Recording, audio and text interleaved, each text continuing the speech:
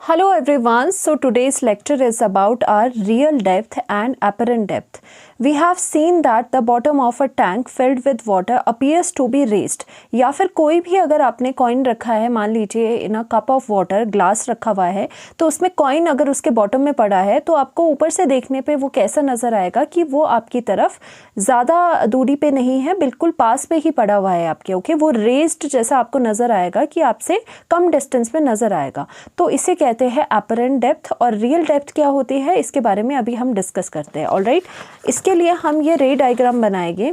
इस डायग्राम में क्या है, सपोज करिए जैसे हम टैंक की अगर बात ले ले तो ये इंटरफेस है, राइट। यहाँ से ऊपर दिस इज़ योर एयर, सो यहाँ नीचे क्या है, दिस इज़ योर वाटर, ये आपका वाटर का टैंक है। एंड सपोज करिए this is the bottom of the tank, तो बॉटम ऑफ द टैंक में यहाँ पे एक पॉइंट है ओ। ओके, तो यहाँ पर क्या हमें इसको ऑब्जर्व करना है, और यहाँ पर एयर है तो इसका refractive index will be equal to mu a, और यहाँ पर म्यू डब्ल्यू हो जाएगा refractive index of the water. This is your interface. अब यहाँ पर क्या होती है, एक चीज़ हमें समझनी है कि यहाँ से लाइट आएगी, राइट। यहाँ से लाइट कैसे आएगी? अब देखो, अब आप सोचोगे वाटर के अंदर से लाइट कैसे आ सकती है। देखो, कोई भी चीज़ अगर आप, ये टैंक का बॉटम है, राइट, या फिर कोई भी यहाँ ओ पॉइंट पड़ा है, या फिर कोई भी यहाँ पे कॉइन पड़ा है, तो आप उस चीज़ को कैसे क्यों देख पा रहे हो? उस चीज़ को आप तभी देख पा रहे हो जबकि आपकी लाइट वहाँ पे आई, और लाइट क्या हुई, यहाँ इस ऑब्जेक्ट ने लाइट को अगर रिफ्लेक्ट किया और वो आपके आइज़ तक पहुँची ऊपर, तभी आप इस पॉइंट को देख पा रहे हो, इस सरफेस को देख पा रहे हो। देखो, कोई भी चीज़ जो हमें, जो भी चीज़ें दिखती है वो हमें क्यों दिखती है, कि क्योंकि उन सभी ने लाइट को रिफ्लेक्ट करा है, और रिफ्लेक्टेड रे आपके आइज़ पे आ रही है, तभी कोई चीज़ आपको दिखती है। डार्कनेस हो जाएगी तो कोई भी वहाँ पे लाइट नहीं है, और ऑब्जेक्ट लाइट को रिफ्लेक्ट बैक नहीं कर रहा है। ओके, लाइट ही नहीं है तो रिफ्लेक्ट भी नहीं करेगा, तो आपको कोई ऑब्जेक्ट नहीं दिखता है। सो ये अंडरस्टूड है कि आपकी कोई लाइट यहाँ पर ऑब्जेक्ट पे आई होगी जो नीचे वाटर के अंदर रखा हुआ है, ठीक है, वाटर आई होगी और इसने सम ऑफ द लाइट रिफ्लेक्ट करी होगी। ओके, रिफ्लेक्ट करी होगी तो आपके आइज़ पे आ रही होगी वो, राइट। तो वही लाइट्स हमने देखनी है। तो सपोज करेंगे कि आपको पता होना चाहिए कि अगर लाइट आपकी कैसे जाती है। अब लाइट यहाँ से बाहर की तरफ जा रही है, राइट, क्योंकि यहाँ पे पहले लाइट आई होगी तो वो उसको रिफ्लेक्ट कर रही होगी। अब यहाँ से बाहर की तरफ लाइट जा रही है, तो ये जो सरफेस पे रखा हुआ है, हम क्या करेंगे, इससे लाइट, सपोज करेंगे कि एक लाइट कैसी होती है जो बिल्कुल परपेंडिकुलरली एग्जिट कर रही है। सो हमेशा याद रखना है, in the case of refraction also, जब भी आपकी कोई लाइट इंटरफेस पे परपेंडिकुलरली जाती है तो वो ना तो उसमें रिफ्रैक्शन होती है, वो बिल्कुल ही अनऑल्टर्ड बाहर को निकल जाती है। जैसे हम रिफ्लेक्शन के केस में भी क्या करते थे, अगर मिरर के ऊपर क्या होता था कि अगर 90 डिग्री पे फॉल करती थी लाइट, तो वो जो लाइट रे है अपना जो पाथ है वो रिट्रेस कर लेती थी। सिमिलरली यहाँ पर भी ऐसे ही होता है, कोई भी लाइट अगर फॉल करती है इंटरफेस पे परपेंडिकुलरली 90 डिग्री एंगल पे, तो वो क्या होता है, वो अनऑल्टर्ड जाती है, उसमें कोई रिफ्रैक्शन नहीं होता। इसीलिए जब वो वाटर से एयर वाले मीडियम में जा रही है बट वो परपेंडिकुलरली जा रही है, so there is no refraction happening. But अगर आप क्या करो, एट सम एंगल उसको, ये एक और बहुत सारी रे यहाँ से जा रही होगी, सपोज करते हैं कि एक रे यहाँ पर चले गई। ओके, तो ये रे क्या हुई, यहाँ पर नॉर्मल, सपोज हमने यहाँ पर नॉर्मल ड्रॉ कर दिया। ओके, अब ये जो रे है ये जा रही है वाटर से डेंसर से रेयरर मीडियम। सो डेंसर से रेयरर मीडियम जब भी जाएगी क्या हो जाएगी, बेंडिंग ऑफ लाइट हो जाएगी, राइट, बेंडिंग ऑफ लाइट हो जाएगी। और यहाँ से हमने क्या देखना है, यहाँ से एक इम्पॉर्टेंट थिंग नज़र आएगी आपको कि ये जो बेंडिंग ऑफ लाइट इधर को हो रही है, राइट, तो इधर इसको अगर पीछे हम रिट्रेस करेंगे, इसको अगर हम पीछे रिट्रेस करेंगे तो आपको ये लाइट कहाँ पर इंटरसेक्ट करती हुई नज़र आएगी, यहाँ पर। और यही ये पोजीशन है जहाँ पर कि आपको एक्चुअल में ऑब्जेक्ट नीचे है बट आपको ऑब्जेक्ट यहाँ नज़र आएगा। ऐसा क्यों? क्योंकि आपकी जो आपकी आई है, आई कहाँ पर है, आई यहाँ से देख रही है आपकी, सपोज। ओके, हम चीज़ें कौन सी देखते हैं, जहाँ जब हमारी आई में वो वाली लाइट्स पहुँचती है तभी हम किसी चीज़ को देख पाते हैं। तो एक्चुअल में क्या हो रहा है, एक्चुअल में ऑब्जेक्ट इधर है but due to refraction, due to the bending of light ऐसी हो गई ना, तो वो जहाँ पर वही जो रिफ्रैक्टेड रे जो जहाँ पर इंटरसेक्ट करेगी इसके साथ, दूसरी वाली रे के साथ, तो वहीं पे आपको ऑब्जेक्ट नज़र आएगा। तो यही रीज़न है कि आपको जो बॉटम में चीज़ होती है वो थोड़ा सा ऊपर नज़र आती है, आपको नियरर नज़र आती है। ओके, सो आपको यहाँ से यहाँ आप लिख सकते हो कि एक्चुअल में यहाँ से यहाँ तक क्या है, this is the real depth. Okay तो रियल जो डेप्थ होगी आपकी उसको रिप्रेजेंट कर सकते हो आप h2 से, एंड यहाँ से लेके यहाँ तक क्या हो जाएगा, ये एपरेंट डेप्थ आती है, एपरेंट डेप्थ आती है जिसे हम h1 से रिप्रेजेंट करते हैं, जो कि असली नहीं है, राइट। और इन दोनों का डिफरेंस से हमें क्या मिलता है, यहाँ पर d मिलता है, जिसे कि हम क्या कहते हैं, नॉर्मल शिफ्ट कहते हैं, यानी कि जो शिफ्ट आया है आपका रियल और एपरेंट में वो कितना आया है, this is your d, this is the normal shift. Alright, so हम क्या करेंगे, इसके कैलकुलेशंस के लिए हमें देखना होगा, एंगल्स के बारे में हमें नॉलेज होनी चाहिए। नाउ इफ़ दिस इज़, यहाँ से पूरा प्रोसीजर शुरू हुआ है, इफ़ दिस इज़ योर, ये नॉर्मल है इसके लिए, if this is your incidence angle, क्यों, क्योंकि ये इंसिडेंस जा रही है, अब नीचे से हम सारी रे की शुरुआत कर रहे हैं, राइट। तो अगर ये इंसिडेंस एंगल है तो ये वाला भी आपका इंसिडेंस एंगल हो जाएगा, ऐसा क्यों, क्योंकि ये ऑल्टरनेट इंटीरियर एंगल बना रहा है, राइट, ऑल्टरनेट इंटीरियर एंगल बना रहा है आई। ओके, सो यहाँ पर ऑल्टरनेट इंटीरियर एंगल कैसे हो जाएंगे, जैसे सपोज ये है और ये एंगल आपस में इक्वल होते हैं, तो इसी तरह से ये एंगल आई, सो ये एंगल भी आपका आई हो गया, ऑलराइट। सो यहाँ पर क्या हो जाएगा, नेक्स्ट एंगल आपका नॉर्मल रे के साथ रिफ्रैक्टेड रे कौन सा एंगल बनाती है, एंगल ऑफ रिफ्रैक्शन हो जाता है, तो ये एंगल जो होगा वो भी आपके किसके इक्वल हो जाएगा, इस एंगल के इक्वल हो जाएगा, ऐसा क्यों, this is due to the corresponding angle, these are the corresponding angle. Corresponding angle आपके कैसे होते हैं, जैसे सपोज आपने ये बना दिया, this angle is equal to this angle, okay, तो ये वाले आपके कॉरस्पॉन्डिंग एंगल है, ऑलराइट। ये वाली आप देख सकते हो, ये पैरेलल लाइट है, ये भी पैरेलल लाइट है, और आपकी एक रे गई है इसमें से, और उसके साथ जो एंगल बन रहे हैं ऊपर वो आपके इक्वल है। सो यहाँ पर आर एंगल हो गया, यहाँ पर भी आर एंगल हो गया, एटलीस्ट अभी फिलहाल हम ये चीज़ देख लेते हैं। बट फिनोमेना इसका यही है कि after the refraction bending of light होगी, फिर हमने इसको रिट्रेस किया, तो ये यहाँ पे हमें जो इसको जो ऑब्जेक्ट है वो हमारी आइस को यहाँ दिखता हुआ नजर आएगा। सो ये सारी चीज़ें हम लिख लेते हैं। सो यहाँ पर भी वही वाला आपका बना हुआ है आपका diagram. So suppose the refractive index of the water is mu W और एयर का म्यू ए है, और लाइट हमारी कहाँ से आ रही है, अब नीचे से हम इसे एग्जामिन कर रहे हैं कि ऊपर की तरफ जा रही है, क्योंकि हमें इस ऑब्जेक्ट को देखना है। जब तक इस ऑब्जेक्ट से लाइट नहीं जाएगी हमारी आइज इस ऑब्जेक्ट को नहीं देख पाएगी, ऑलराइट। सो हम यहाँ पर लिख लेते हैं, we know that main thing जो आपकी है एपरेंट डेप्थ, आपकी जो एपरेंट डेप्थ है वो let it be equal to वो h1 है, ओके, h1 कर दी। सो यहाँ पर अगर h1 हमने कर दी, ये h1 है यहाँ से लेके यहाँ तक, तो ये क्या है, bp है, तो हम इसको क्या लिखेंगे, this is equal to bp, और ये बीच में p पॉइंट हमने आपका सपोज कर दिया। सो this is your apparent depth, और यहाँ पर जो रियल डेप्थ है उसकी वैल्यू कितनी हो जाएगी, that is equal to, real depth actual में कहाँ है, जहाँ रियलिटी में आपका ऑब्जेक्ट पड़ा है। सो यहाँ से लेके यहाँ तक रियल डेप्थ है, जो कि हमने h2 से रिप्रेजेंट करी है, और ये आपका b एंड o हो जाएगी, दिस इज योर bo, ये तो हमने कंसीडर कर लिया।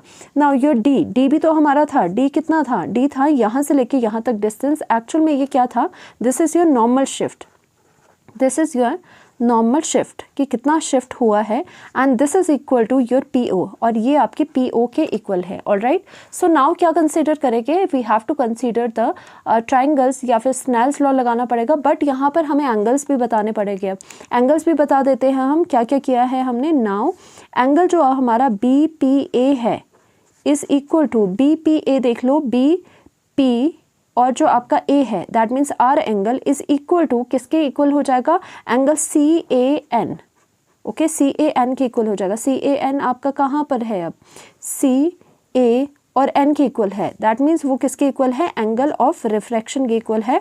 बिकॉज किससे ये इक्वल हो रहे हैं, क्योंकि ये कॉरस्पॉन्डिंग एंगल है, right, because of the corresponding angle से ये इक्वल है, alright.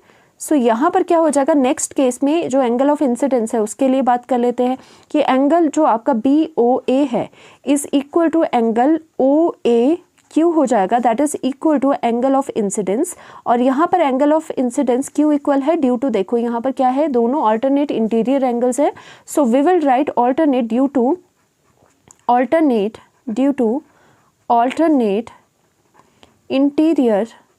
Interior angle, okay, due to alternate interior angle this is equal. सो यहाँ पर ये बातें हो गई। अब हम स्नेल्स लॉ लगाएंगे, राइट, इसको प्रूव करने के लिए, इसका एक्सप्रेशन प्रूव करने के लिए, अकॉर्डिंग टू स्नेल्स लॉ कहाँ पर, according to Snell's law at a position, a point, जो आपका ए पॉइंट है दैट इज दिस, इस पॉइंट पे स्नेल्स लॉ आपको लगाना है। और स्नेल्स लॉ कैसे लगाना है, क्योंकि हमारा जो रे की डायरेक्शन है वो नीचे से ऊपर जा रही है, सो स्नेल्स लॉ भी हम नीचे से ऊपर की तरफ लगाएंगे। स्नेल्स लॉ क्या होता है कि आपका म्यू ऑफ जो वाटर है वो किसके साथ होगा, एट ए पॉइंट हम देख रहे हैं, उसकी मल्टीप्लिकेशन होगी sine function of the i यहाँ पर। तो हम क्या लिखेंगे, mu of the water into sine of i is equal to आपका कितना हो जाएगा, अब आप एयर में जा चुके हो तो mu a into sine of r हो जाएगा, राइट। ये आपको ध्यान रखना है, नीचे से आप ऊपर जा रहे हो, स्नेल्स लॉ भी नीचे से ऊपर लगाना है इस केस में। Mu of a sine of angle of reflection आपका हो जाएगा, राइट। सो यहाँ पर साइन एंड साइन फंक्शन साथ में आ जाएंगे, तो यहाँ पर साइन ऑफ आई हो जाएगा डिवाइडेड बाय यहाँ पर आपका साइन ऑफ आर हो जाएगा। This is equal to mu a हो जाएगा यहाँ पर, और यहाँ पर आपका म्यू ऑफ डब्ल्यू हो जाएगा, right. So now this is in turn equal to कितना हो जाएगा, हम इसे लिख सकते हैं mu of a with respect to W, okay, now this is your first equation, इसे फर्स्ट इक्वेशन हम कंसीडर करेंगे। नाउ फर्दर प्रोसीड करेंगे हम कि नाउ इन ट्राइंगल AOB, हमें AOB ट्राइंगल आपकी देखनी है। सो AOB में हम क्या करेंगे, अब देखो साइन आई और साइन आर की वैल्यू हमें निकालनी है। सो यहाँ पर AOB में हम साइन आई की वैल्यू निकालने की कोशिश करेंगे। Now the sine i in the AOB triangle is equal to, आपको पता है क्या होती है, परपेंडिकुलर अपॉन हाइपोटेन्यूज रहता है, तो परपेंडिकुलर अपॉन हाइपोटेन्यूज AOB में हम देखेंगे। नाउ योर AOB ये वाली ट्राइंगल है और यहाँ पे 90 डिग्री एंगल है। अगर आपको साइन ऑफ आई देखना है, यानी कि साइन ऑफ आई देखना है, तो आई के जो एंगल होता है उसके ऑपोजिट परपेंडिकुलर होता है, हमेशा ध्यान रखा करो कि अगर if this is your sine of i ना, सो यहाँ पर ये परपेंडिकुलर क्या होगा, जिस एंगल जो साइड इस एंगल के ऑपोजिट होगी। So this is your i, so this is your i here, i के ऑपोजिट आपकी कौन सी साइड है, आपकी BA साइड है या फिर AB साइड है। This is your perpendicular. Hypotenuse क्या हो जाएगा, हाइपोटेन्यूज हमेशा 90 के ऑपोजिट होता है, तो यहाँ पे AO हाइपोटेन्यूज हो जाएगा। सो हम लिख सकते हैं perpendicular was your AB divided by hypotenuse is your AO, hypotenuse is your AO। So यहाँ से आपका कितना आ चुका है, sine of i is equal to आपका AB अपॉन AO आ चुका है, AB अपॉन योर AO आ चुका है। और this is your, that was your first equation and this is your second equation, right. So now हम क्या करेंगे कि इन ट्राइंगल ये बात हो गई हमारी।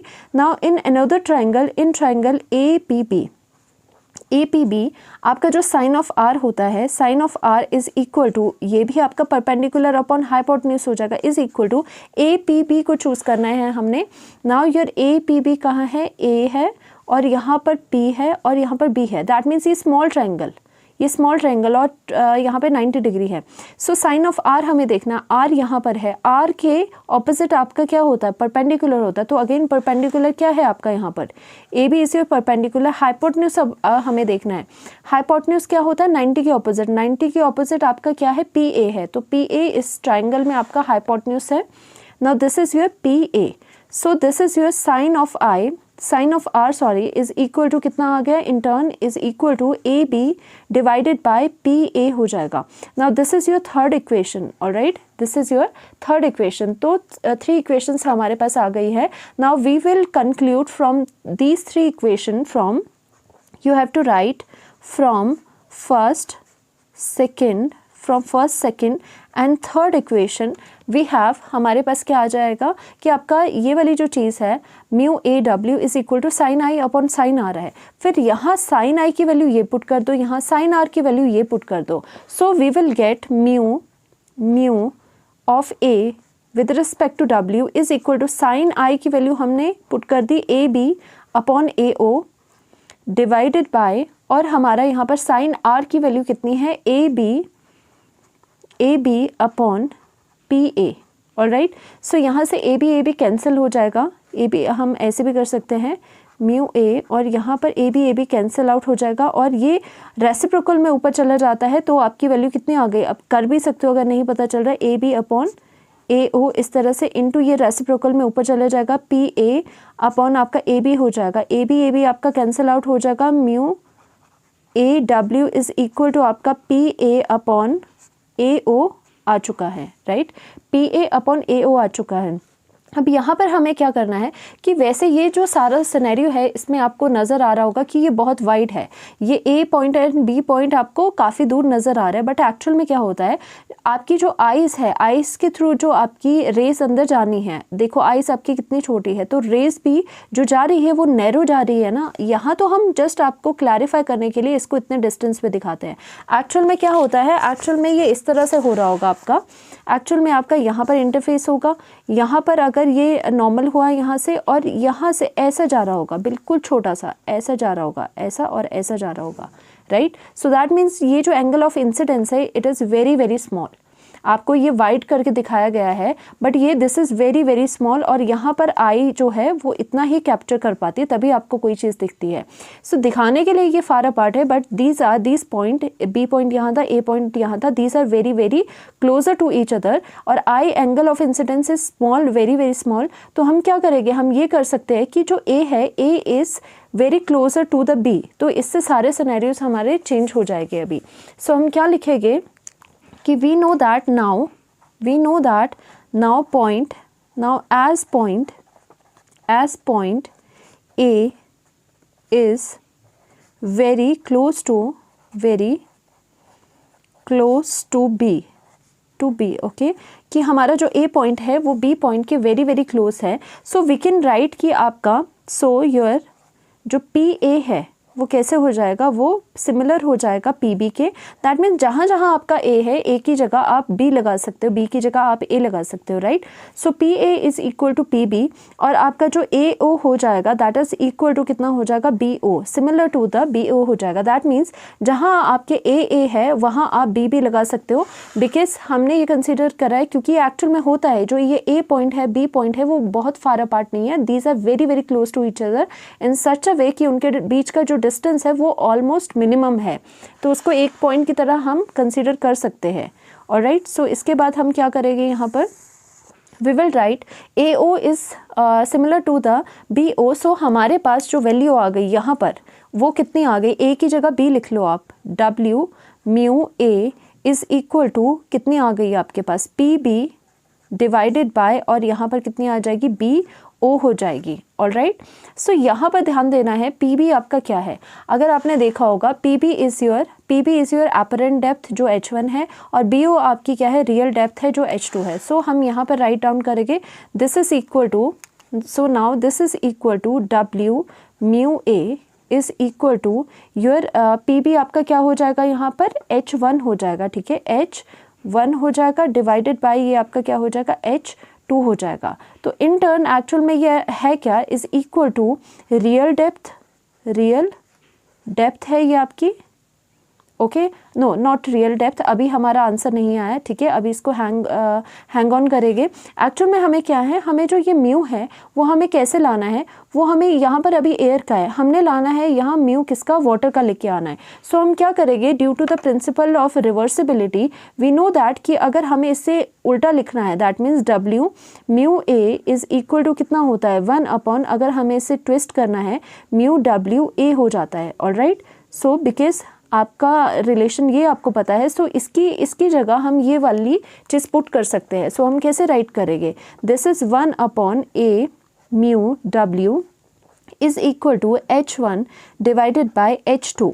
सो एक्चुअल में रेसिप्रोकल करेंगे, सो हमारा क्या आ गया यहाँ पर, हम यहाँ पर देख पा रहे हैं कि mu W A is equal to, ये भी रेसिप्रोकल हो जाएगा तो ये भी रिवर्स हो जाएगा, H2 अपॉन H1 हमारे पास आ चुकी है। Now this is your final relation, क्योंकि मेन आपका होता है डेंसर मीडियम है यहाँ पर water. So this is your final expression for it. So actual में ये क्या है, this is in turn equal to, हम यहाँ पर भी लिख सकते हैं this is equal to, again equal to, actual में H2 क्या है, this is the real depth, ये क्या है आपकी रियल डेप्थ है, डिवाइडेड बाय, और ये क्या है आपकी एपरेंट डेप्थ है, ओके।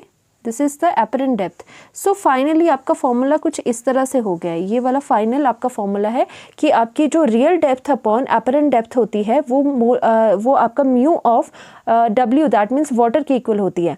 एंड अगेन एक और चीज़ हम यहाँ पर कर लेते हैं, जो हमने D करा था, D is the normal shift, जो आपको पता है यहाँ था D नॉर्मल शिफ्ट होता है। D एक्चुअल में क्या है, यहाँ से लेके यहाँ तक डिस्टेंस है। सो अगर हम यहाँ से लेके यहाँ तक जो H2 है उसमें से माइनस कर दे H1, so we will get the D।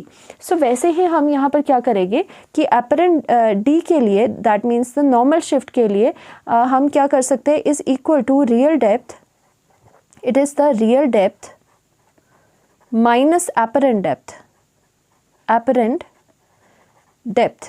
that means आप लिख सकते हो this is equal to D is equal to H2 minus of H1 लिख सकते हो। अगर इसको और ज़्यादा आपने खोल के लिखना है तो कैसे लिख सकते हो, वी नो दैट कि आपका H2 को अगर हम ऐसे ही रहने दें और H1 की हम वैल्यू यहाँ से कैसे लिख सकते हैं, H1 उस तरफ ले जाओ, ये नीचे ले जाओ, तो H1 की वैल्यू कितनी आ गई, H2 अपॉन म्यू W।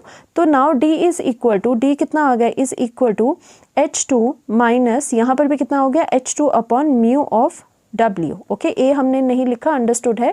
सो एक्चुअल में D कितना आ गया, हम कॉमन निकालेंगे, H2 is in the common, so आपका कितना आ गया यहाँ पर 1 माइनस 1 upon mu W। Mu W is your normal shift. Okay, कि नॉर्मल शिफ्ट कैसा आया है, this is the formula for the normal shift. और एक्चुअल में आपका फॉर्मूला क्या है, एक्चुअल में फॉर्मूला ये है real depth divided by apparent depth, और वो कितनी आ जाएगी, म्यू A आ जाएगी। और इसे आपको खोलना आ जाता है। होपफुली आपको समझ आया होगा। Thank you so much.